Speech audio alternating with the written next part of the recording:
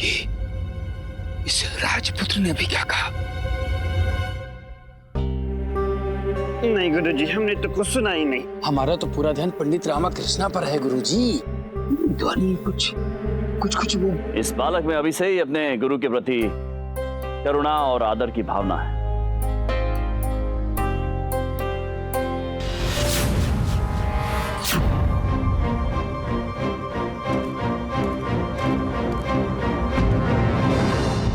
वाह राजपुत्र, अति उत्तम। हम इसी कृत्य की प्रतीक्षा में थे। हम सबको ये बताना चाहते हैं, यह भी हमारी एक परीक्षा थी, ये ज्ञात करने के लिए कि विभिन्न राज्यों से आए राजश्री आन बान और शान में रहने वाले राजपुत्रों में क्या सेवा के भाव हैं? क्या वे शिष्य शिक्षक का कठिन जीवन जीने में सक्षम हैं या नहीं?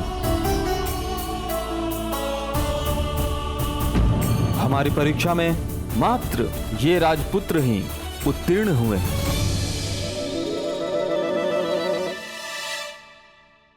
शेष शिष्य अपने अभिमान में खड़े रहे, परंतु इस राजपुत्र ने अपने करुणा के भाव दिखाते हुए गर्मी से व्याकुल की सहायता करने की बुद्धिमानी दिखाई।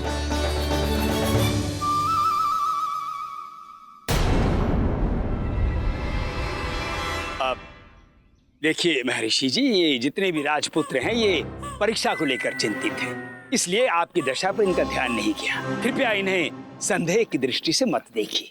क्षमा करें गुरुवर, अभी तो और परीक्षा शेष है। हमें आशा है बाकी राजपुत्र शेष परीक्षा में अच्छा प्रदर्शन करेंगे। हम सभी राजपुत्रों से अनुरोध करते हैं कि वे तीसरी परीक्षा के लिए तैयार हो जाएं।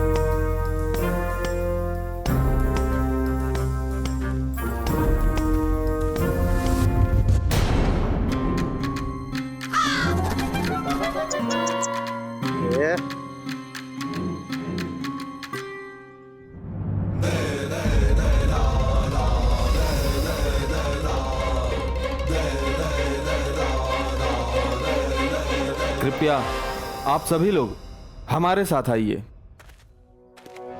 आइए।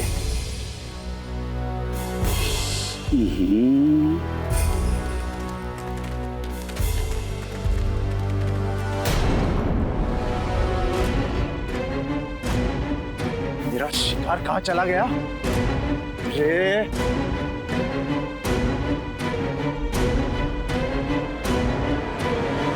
तो सुनो राजपुत्र, ये आप लोगों की तीसरी परीक्षा है। एक छोटी सी नाव में बारी बारी 20 किलो लोहा और 20 किलो रुई लेकर नदी के इस पार से उस पार जाना है।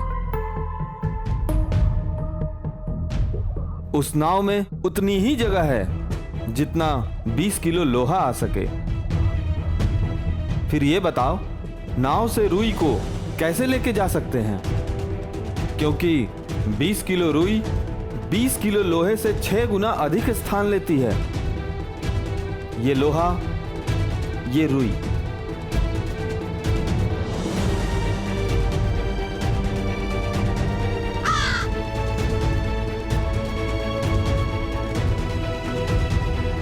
ये तो सरल है। दूसरी नाव मंगाकर रुई को ले जा सकते हैं। हाँ, हम भी कर लेंगे।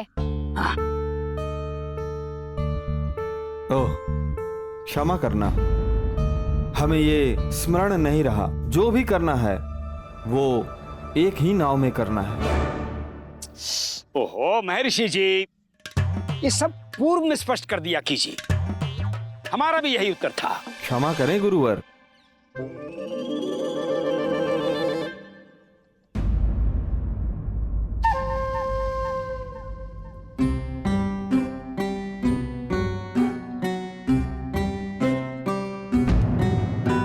नहीं, मैं गुंडप्पा की सहायता नहीं कर सकता। ये अनुचित होगा। गुंडप्पा को अपनी योग्यता के आधार पर ही प्रवेश मिलना चाहिए।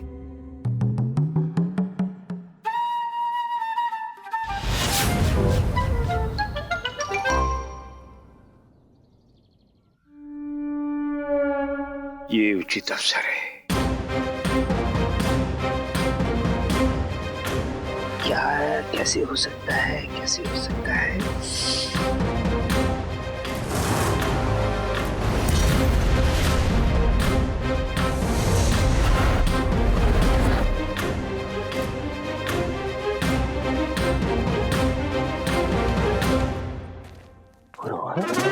आप पुनः पंडित रामकृष्ण के पीछे क्या कर रहे हैं?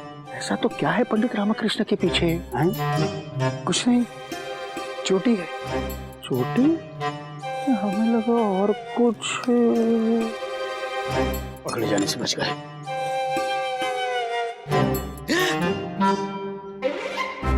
वो मंत्रीवर, क्या देख रहे हैं आप? नहीं नहीं, हम नहीं, वो तो गुरुवर। गुरुवर? गुरुवर? गुरुवर तो यहाँ है।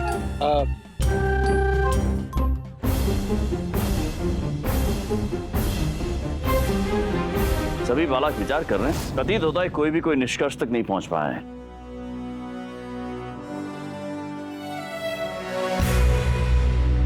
गुरुवर जी जी, जी महाराज, हम भी सोच रहे हैं महाराज। आप क्या सोचते हैं? सोच ही रहे हैं महाराज, सोच रहे हैं।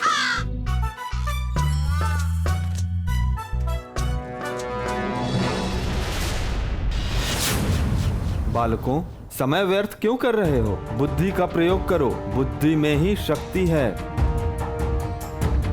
ये कोई विशेष प्रश्न नहीं है, ये प्रश्न सामान्य है। एक नाव में 20 किलो लोहा ढोने की क्षमता है, उसी में 20 किलो रुई कैसे ढोई जा सकती है? यही मेरी पहेली है। ध्यान रहे प्रतियोगियों, 20 किलो रुई और 20 किलो लोहे में बहुत अंतर होता है। हमें समझ नहीं आ रहा है इस बालक ने अपना मुख केश के पीछे क्यों छुपाया हुआ है।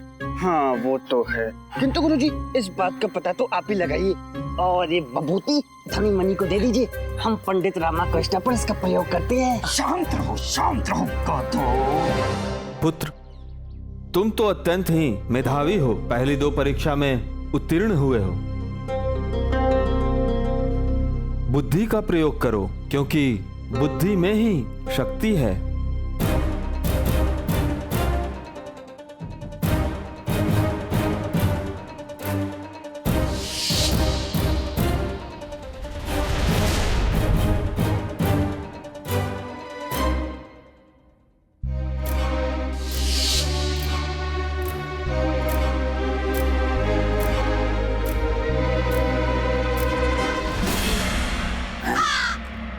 ये क्या?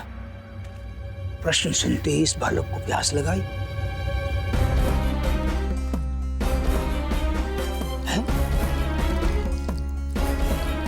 कर क्या रहा है केशधारी बालक?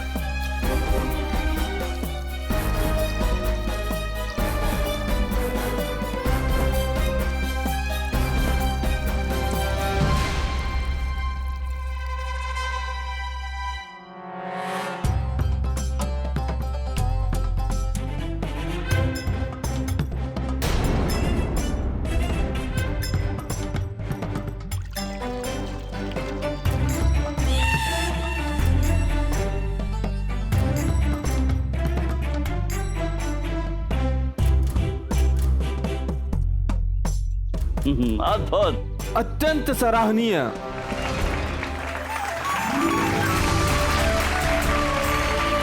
हमें समझ भी नहीं आ रहा ऐसा क्या कर दिया इस बालक ने। हमें तो समझ में आ गया गुरुजी, इस बालक ने बुद्धि का प्रयोग किया है। कैसे?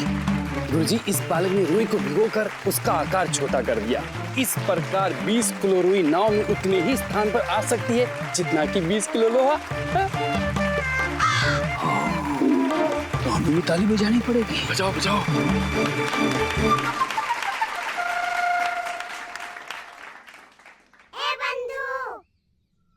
ये तो अपेक्षा से अधिक उत्तम कर रहा है। सब माँ की कृपा है बंधु। अम्मा की? काली माँ की। अब छोटा सा नारियल पानी अंतराल।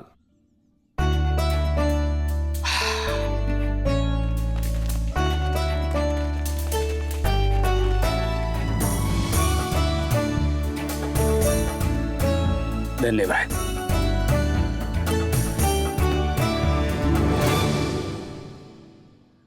पी लो नारियल पानी कृष्णदेव राय, मैं भी पी लेता हूँ। पहले अपने जल की प्यास बुझाकर फिर तुम्हारे रक्त की प्यास बुझाऊंगा। अंतराल समाप्त। सभी प्रतियोगियों पंक्तिबद्ध हो जाओ।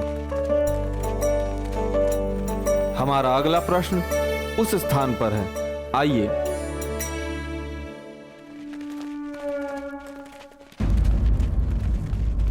हाँ। उस दिशा में।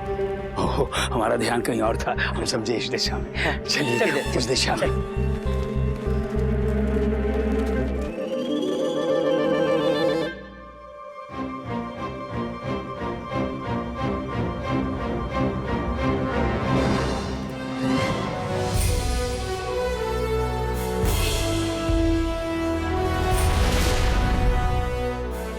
सभी राजपुत्र अपने लिए उपयुक्त अस्त्र चुनिए।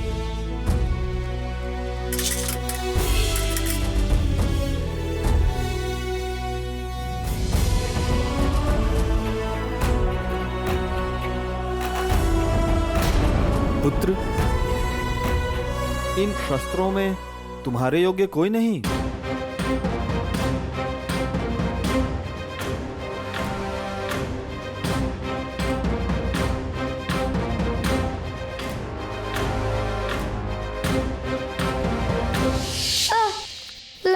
लामा काता चुप गया। क्या? रुक रुक रुक।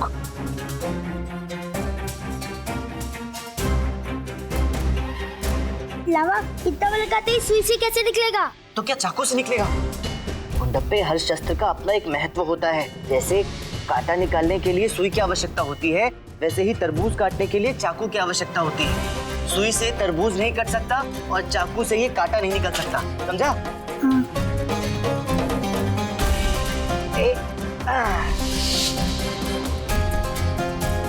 चुप रहना गुंडप्पे, चुप रहना। गुरुवर को पहले से ही तुझ पर संदेह कर रहे हैं, पकड़े मत जाना।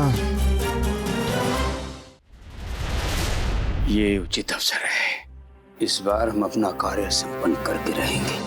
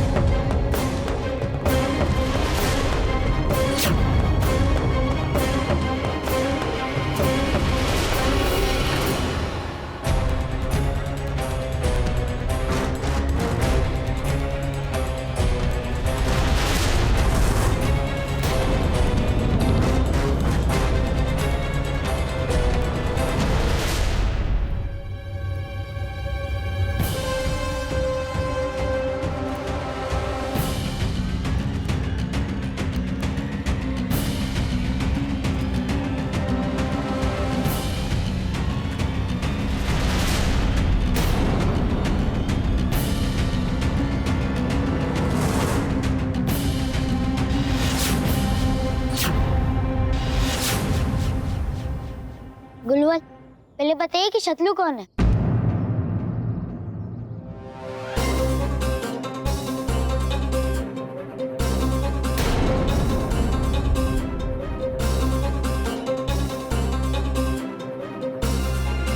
प्रतीत होता है हमने इससे पहले कहीं सुना है।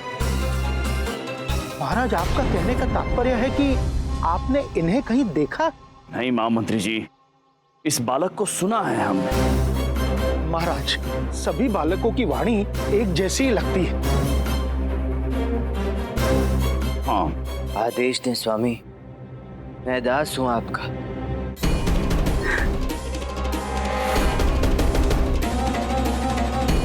प्रतीक्षा करो, आदेश भी मिलेगा। सामने देखो। शस्त्र ग्रहण करने से पहले शत्रु को जानने से आपका क्या तात्पर्य है बालक? हम समझ गए। ये बालक विलक्षण है महामंत्री जी। जैसे चींटी को चाकू से नहीं मारा जा सकता, शेर से सुई को अस्त्र बनाकर लड़ा नहीं जा सकता, शत्रु के अनुसार ही अस्त्र का चयन होता है। ये तो हमें भी ज्ञात है महर्षि विद्याधर जी।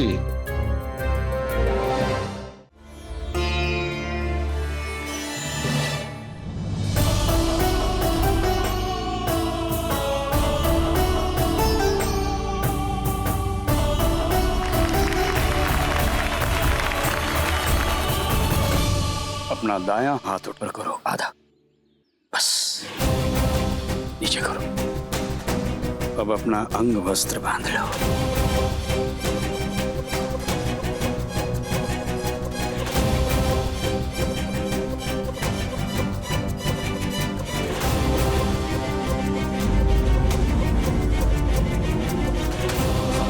पंडित रामकृष्ण, तुम्हें आदेश देने का समय आ गया है। जाओ और जाकर महाराज को धक्का दे दो। जो आज्ञा स्वामी। जाओ।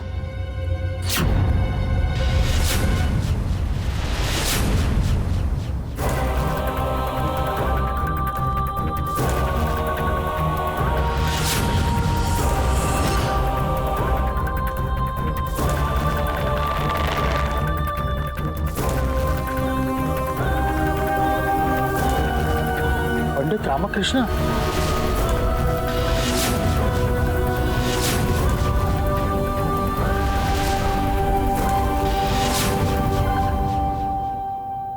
पंडित रामकृष्ण, महाराज का सबके समक्ष अपमान करने के कारण तुम्हें मृत्यु दंड अवश्य मिलेगा।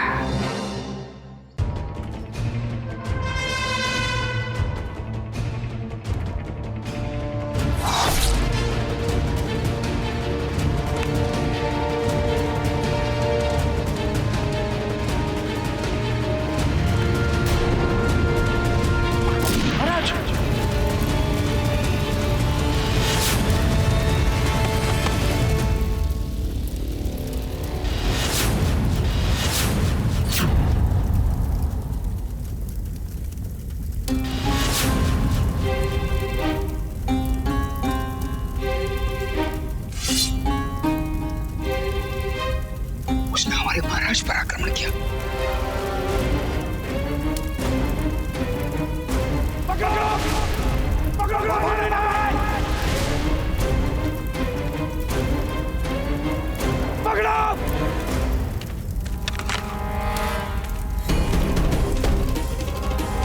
पंडित रामकृष्ण,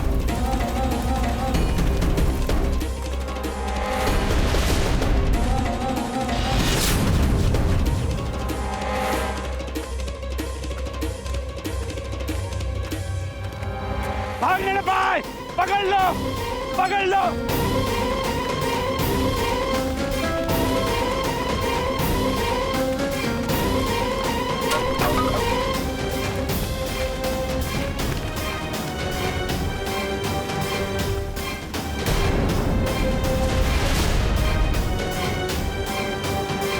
पकड़ लिया।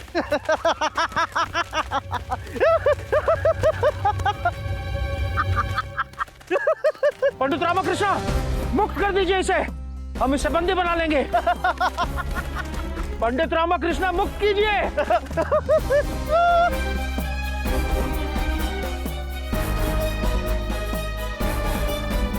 पंडित रामकृष्ण, इसे मुक्त कर दो। भाइयों, पकड़ लो इसे और इसे कारागृह में डाल दो। ले जाओ।